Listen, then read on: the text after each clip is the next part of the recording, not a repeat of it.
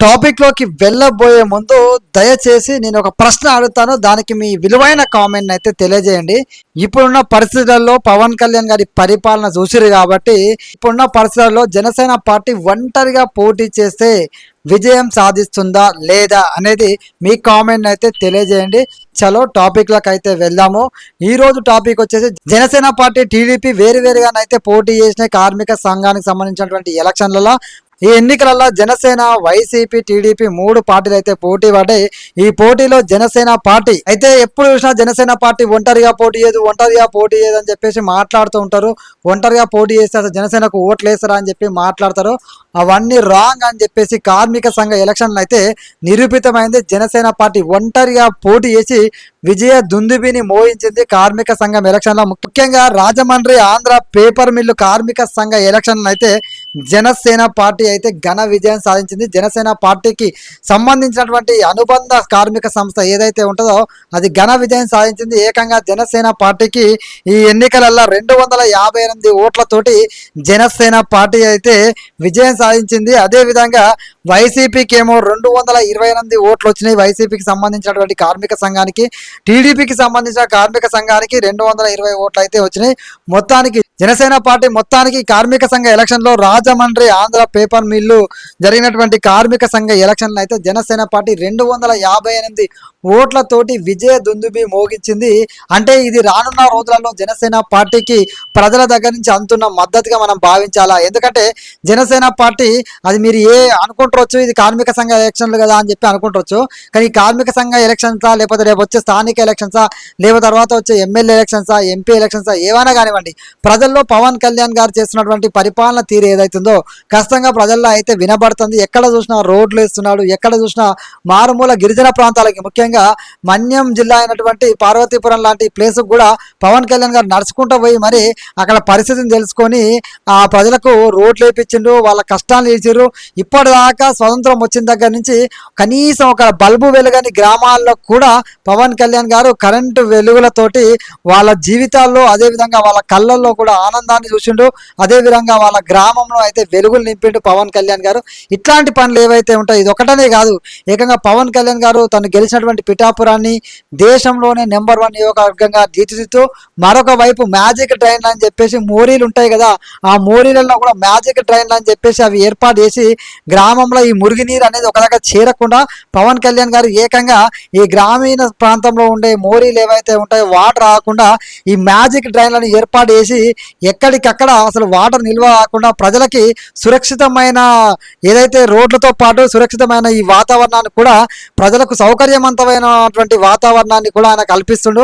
నిజంగా ఆలోచన చేయాలి. ఇలాంటి మంచి పనులు మనకు కనిపించకపోవచ్చు. అదేవిధంగా ఆంధ్రప్రదేశ్ని గ్రామ పంచాయతీరాజ్ శాఖలో ఎక్కడనో 24వ స్థానంలో ఉండేది ఆంధ్రప్రదేశ్ పంచాయతీరాజ్ శాఖలో. అలాంటిది ఈ రోజున పవన్ కళ్యాణ్ గారి చొరవతోటి దేశంలోనే గ్రామ పంచాయతీలల్లో ఈ ఆంధ్రప్రదేశ్ అనేది నెంబర్ 1 స్థానంలో నిలబెట్టిండు పవన్ కళ్యాణ్ గారు అయితే. అదేవిధంగా ఒక్కసారిగా ఆంధ్రప్రదేశ్ రాష్ట్రంలో ఉన్నటువంటి అన్ని గ్రామ పంచాయతీల్లో ఒకేసారి గ్రామ సభలు నిర్వహించి ఆయన దేశంలోనే ఈ విధంగా నిర్వహించిన వాళ్ళలో నెంబర్ 1గా నిలవడమే కాకుండా ఏకంగా వరల్డ్ రికార్డ్ని కూడా క్రియేట్ చేసిండు పవన్ కళ్యాణ్ గారు అయితే. నిజంగా పవన్ కళ్యాణ్ గారి పరిపాలన ఒకటా రెండా చెప్పుకుంటూ పోతే ఎక్కడ చూసినా కుంకి ఏనుగులను తీసుకొస్తుండు. అదేవిధంగా కుంకి ఏనుగులను తీసుకొస్తుండు. ఆ కుంకి ఏనుగుల ద్వారా ఏదైతే మన్యం జిల్లాలో, పార్వతీపురం లాంటి మన్యం జిల్లాలో రైతుల పంట ఏది ఉంటుందో ఆ పంట నష్టపోకుండా రైతులకి ఖచ్చితంగా వాళ్ళ పంట నష్టపోకుండా వాళ్ళకు ఉపయోగపడే విధంగా ఈ కుంకి ఏనుగులను తీసుకొచ్చి ఆ పంట నాశనం కాకుండా ప్రయత్నం చేస్తాడు. అంటే ఒకటా రెండా పవన్ కళ్యాణ్ గారు చెప్పుకుంటూ పోతే చాలా కార్యక్రమాలను చేసుకుంటాను అయితే పోతాడు. అదేవిధంగా రేపటి రోజున ఏ ఎన్నికలు వచ్చినా కూడా గెలవడానికి పవన్ కళ్యాణ్ గారి పరిపాలన, పవన్ కళ్యాణ్ గారి ఆలోచన తీరు, ఇంకా చాలా పనులు పవన్ కళ్యాణ్ గారు చేస్తుండు. మనకు చెప్పుకోకపోవచ్చు, కానీ నిజంగా చెప్పాలంటే అడిగితే చాలా రోడ్ వేస్తాడు. ఏదైనా ప్రాబ్లం ఉంది అంటే చాలా సమస్య తీరుస్తాడు.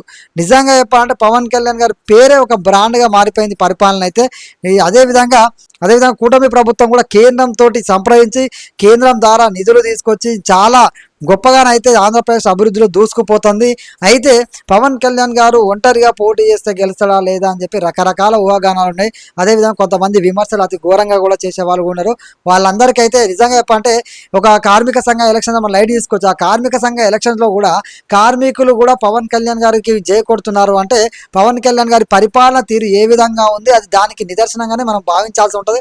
రేపటి రోజున జరిగే ఏ ఎన్నికల్లోనైనా సరే పవన్ కళ్యాణ్ గారికి ప్రజలు మద్దతు పలుకుతారనడానికి ఈ కార్మిక సంఘ ఎలక్షన్సే ఒక ఉదాహరణ ఇస్తే, అట్లా అని చెప్పి కూటమి నుంచి పవన్ కళ్యాణ్ విడిపోయేస్తారంటే లేదు, అక్కడ ఉన్న సమీకరణాలను బట్టి ఆయన ఆ విధంగా చేయాల్సి వచ్చింది. ఆ పార్టీ తరఫున ఏదైతే కార్మిక సంఘ ఎలక్షన్లో వాళ్ళు ఒంటరిగా పోటీ చేయాల్సి వచ్చిందని అక్కడ ఉన్న వాళ్ళు చెప్తున్నారు. అంతేగాని కూటమి దీంతో ఒంటరిగా వేసారు కాబట్టి కూటమి విడిపోతుంది ఒంటరిగా అనుకుంటే అది మీ భ్రమే అవుతుంది. ఎందుకంటే పవన్ కళ్యాణ్ గారే స్వయంగా చెప్తుండ్రు, అదేవిధంగా నారారు చంద్రబాబు నాయుడు గారు చెప్తారు 15 సంవత్సరాల పాటు కూటమి కొనసాగుతాయని చెప్పారు. కూటమిలో ఒకరికొకరు సపోర్ట్ చేసుకుంటూ రాష్ట్ర అభివృద్ధి దిశగా మనం ముందుకెళ్ళాలి. మన దగ్గర ఎలాంటి మనకి ఎలాంటి కారణాలు ఉన్నా ఎలాంటి అవి ఉన్నా కూడా పక్కన పెట్టండి, ఈగోస్ అని పక్కన పెట్టండి, రాష్ట్ర అభివృద్ధి ధ్యేయంగా ముందుకెళ్ళాలని చెప్పి అటు కూటమి తరపున ఉన్నటువంటి లోకేష్ గారు చంద్రబాబు గారు చెప్తుంటే ఇటు పవన్ కళ్యాణ్ గారు అదే చెప్తున్నారు. పవన్ కళ్యాణ్ గారు కూడా అదే చెప్తున్నారు.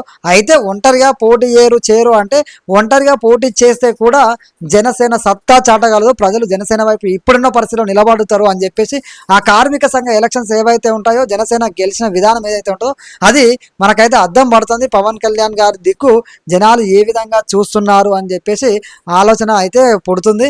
ముఖ్యంగా పవన్ కళ్యాణ్ గారిని సీఎంగా చూడాలని చెప్పేసి జన సైనికులు ఎప్పటి నుంచో కోరుకుంటున్నారు. ఫ్యూచర్లో ప్రజలందరి మద్దతు ఉంటే ఖచ్చితంగా జన సైనికుల తోడ్పాటు ఎలాగో ఉంటుంది కాబట్టి కూటమి నాయకులు కూడా ఈ వైపు ఆలోచిస్తే పవన్ కళ్యాణ్ గారు సీఎం అవుతారు అనడంలో ఎలాంటి అతిశయోక్తి లేదు. కానీ మొత్తానికి జనసేన పార్టీ అయితే ఈ యొక్క రాజమండ్రి పేపర్ మిల్లు కార్మిక సంఘ ఎలక్షన్ అయితే విజయ దుందుబి మోగించింది. టీడీపీ వైసీపీని నెట్టి 258 ఓట్లతోటి ముందంజలో అయితే నిలిచింది, గెలవడం అయితే జరిగింది. దీంతో కార్మిక సంఘ నాయకులు అక్కడ ఉన్నటువంటి జనసేన నాయకుల సంబరాలు అయితే నిజంగా మిన్నంటిదే. ముఖ్యంగా అక్కడ ఉన్నటువంటి ఆ ఎమ్మెల్యే బత్తుల గారు కూడా పవన్ కళ్యాణ్ గారి కలవడం జరిగింది. అదే విధంగా పవన్ కళ్యాణ్ గారు కూడా అభినందించిన తెలుస్తుంది.